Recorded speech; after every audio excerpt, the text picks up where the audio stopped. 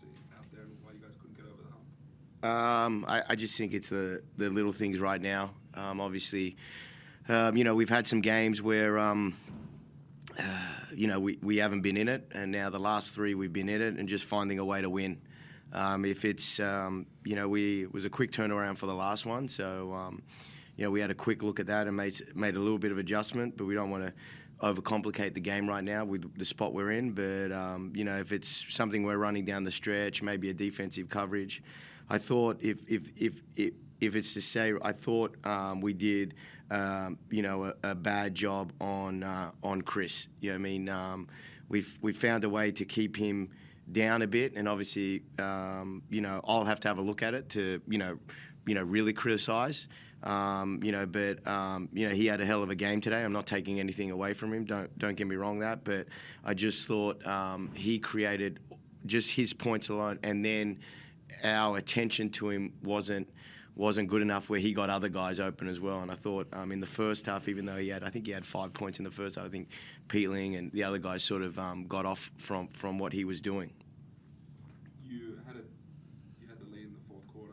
I think you subbed Payne out, and then all of a sudden the lead sort of diminished, and then they went on their run. What did you see in the fourth that got you guys the lead, and then ultimately lost it? Yeah, that's a good question. We just we're playing guys, certain minutes right now. We do. I wouldn't. Davo came in. I'm not going to, hang Davo right now. But we made a sub and they went on a run. What do I see in it? That's the statement I'll make. We made a sub and they went on a run. In hindsight, it might have been a bad sub, but if he got his fourth or he couldn't play down. Yeah. I gotta stop fouling. Yeah, but he was on 3 at the time. It's we just decided there was a fatigue foul that we thought that's we sort of know Payton right now, and just to protect him, just give him 2-minute blow and then come in and finish the game off. And it just got a little bit a little bit away from us that way. Davo's been doing pretty well, and definitely not blaming it on him, but that's all I got on that one. What do you say to someone like Sam in the middle of a game when he's missing free throws like that, still attacking the rim, but obviously that can get in your head? How do you keep his spirits high? Because it wasn't a bad game outside of those free throws. With Sam, it's like he's obviously a young guy and he's trying to carry this franchise. There's nothing really. We got some teaching points we got for him with shooting right now where he can go to, and I thought. He missed a couple in a row. They were yelling it out. So I thought that, he made some adjustments and he shot at a pretty good clip after missing, 7 in a row or something. So I thought he handled himself pretty well. But when you look at the stat sheet, we sort of needed those foul shots to win. We're speaking to me more about is that, obviously the last time he played, a lot went his way and he was really good. Now, when it's not going your way, how you carry this team. And today, as bad as the foul shots were, he didn't just go off and do nothing, which he's done in the past. He's come in. We're going to challenge them all on the rebounding. We didn't have anyone in double-digit rebounding. But he had a solid game outside of the foul shooting. He had a really solid game outside of the foul shooting, where at the beginning of the year that would have been where he would have been a non-event. So there are some positives there. It doesn't help us right now or our team, but we've committed to Sam for a long time to carry this, and a lot of guys in his position have been through these growing pains, and that's what we do tell him. Well, there's a lot of guys in this league that have had the growing pains that he is having right now. Payton, I think outside of the Southeast Melbourne game, since you guys have been a healthy unit, there's been a lot of positive indicators. This looks like a competitive team. What have you seen? What do you take out of those games as the positive indicators going forward? We're just competing. Everybody's still staying locked in and not giving up on the season. I think that's the most positive thing. Guys are still fighting out there. Guys are still playing well. We have a great group of guys. The positive thing is, we're in games. We just got to find a way to finish them. We can't find a way to win a game by 1 or 2 points, we have to actually go out there and, win by 10 plus or something like that. We have to take it. Can't let, like today, we can't let those little mishaps, a couple of shots go in our way at the end of the game, especially in the fourth quarter when we took the lead. We had 3 really good looks from three-point line, just didn't fall. We make 2 of those and we go on our run. It's a different story. So I'm glad our guys are still staying locked in because it's tough to keep losing games. But, they're staying locked in every day in practice, every day on trips. Guys are focused, getting their work in. So, hats off to them for staying professional.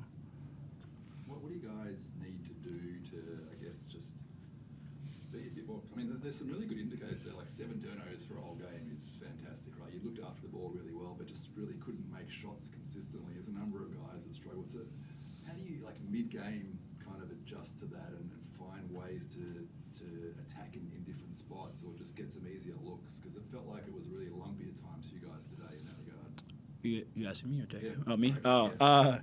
I think for the most part, Coach has been preaching for us to get the ball moving, getting it through hands. We took a couple quick shots, and, that kind of can diminish your confidence in a little bit. And when we ran our sets, got the ball through hands, got inside, outside, we were making shots then. We did a great job of getting on the rim today, getting to the free throw line, which, we have guys like Tyler, for example. He was 1 for 4 today. He can keep shooting those shots all the time. We know what Tyler can do.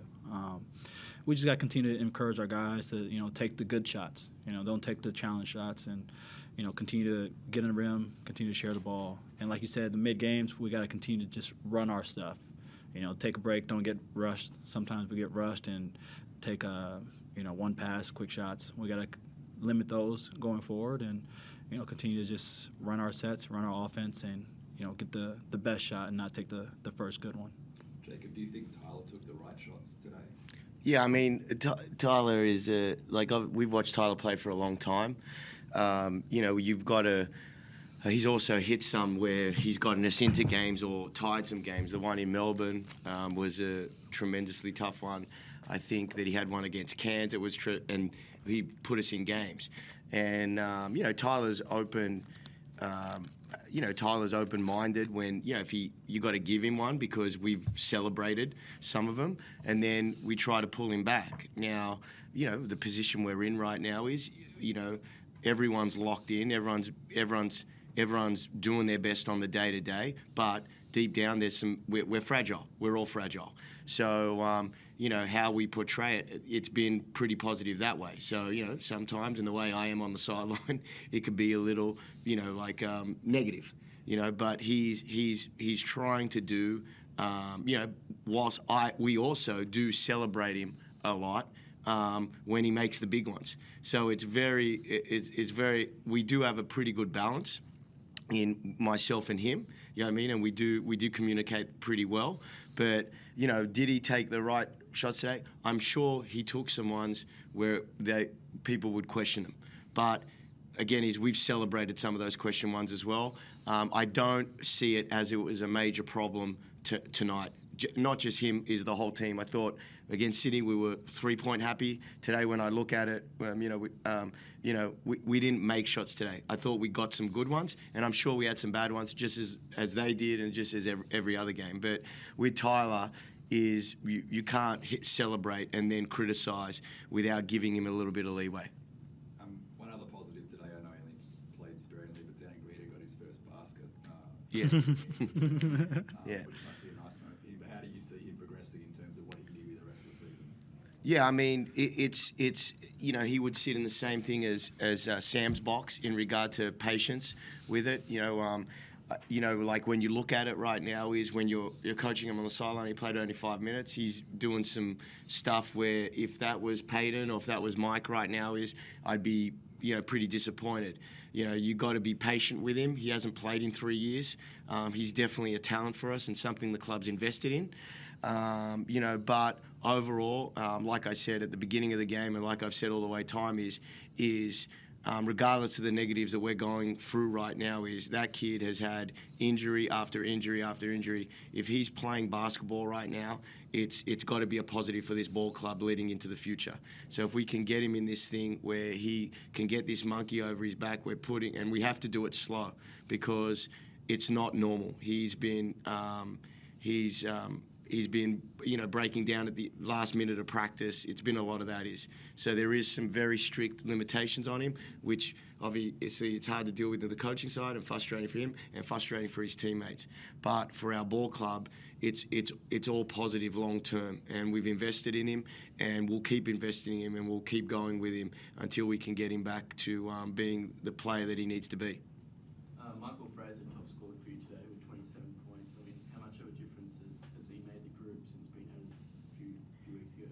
Yeah, I mean, I think it's, Mike's come in and, given us a chance, as did Peyton when Peyton came in. Like that import, we forget that import, merry-go-round that we had at the beginning of the year. And what we're seeing right now is, and we've spoken to the guys about it, and Peyton, Tyler, and Mike are in it with Sam, and all of them is they're. The 27 points is a good number, obviously. I mean, we can be critical of everyone's game, but 27 points whilst playing with different guys, it seems to be working pretty well for the amount of games we've been playing together. So, we are just making sure that we're getting better every time with it, and then eventually this 27 will lead to Peyton with his best game and Tyler with his best game, and when all three of them, with Sammy, with Mango, and with everyone, what I'm saying, once we all get our groove all together, then we do have the talent on the floor to win basketball games. Peyton, how tough is it with the delayed tip-offs? And is that something for the players? Is that something you've experienced ever before? No, that was terrible. I don't recommend anybody go through that. It was tough just because you go out there, you have your pregame ritual, you have your pregame routine, and you get warm, you get ready for tip-off, and then they pull you off and say they add 15 more minutes to the game. And for us, it was, okay, first overtime, we stayed out in the court. Then they add another 9-10 minutes out there. Guys go back. It's tough to stay locked in. You already have your pregame speech. You're out there. Your energy's high. You go through warm-ups and everything, and then just to have it stop and delayed is pretty tough to get going again. You have to be professional about it. You can't really do anything about it. It's what the league is, but it is tough as a player to kind of stop, go, and it just kind of delays the process of what you're used to going through as a athlete and as a player, and you're just kind of sitting around. You like the fans, they're sitting around, they're anxious, they want to see the game. The same for players. When you get cold, your muscles get cold. It takes a while to get your rhythm back, and not saying anything for the game. It's tough for every player to get going that way. Dang's dunk, I think it was in the first period. How does that rate amongst the other dunks you've seen in the league this season? Me? Specifically Xavier Cooks, either of you guys? Zaves was pretty big, wasn't it? I was happy for Dang just because before the game he was saying that he hasn't had his signature dunk this year, and it was funny that he actually, had that dunk. I'm happy it kind of got off of his chest, and now we can move forward from that, and he can worry about his next signature dunk. But I'm happy for him. It was a great play. I mean, hell of a basketball play. But we gotta win the game. It would have been much better if we would have won. I'll say that. Cool. Good. Thank you, guys. Thanks, guys.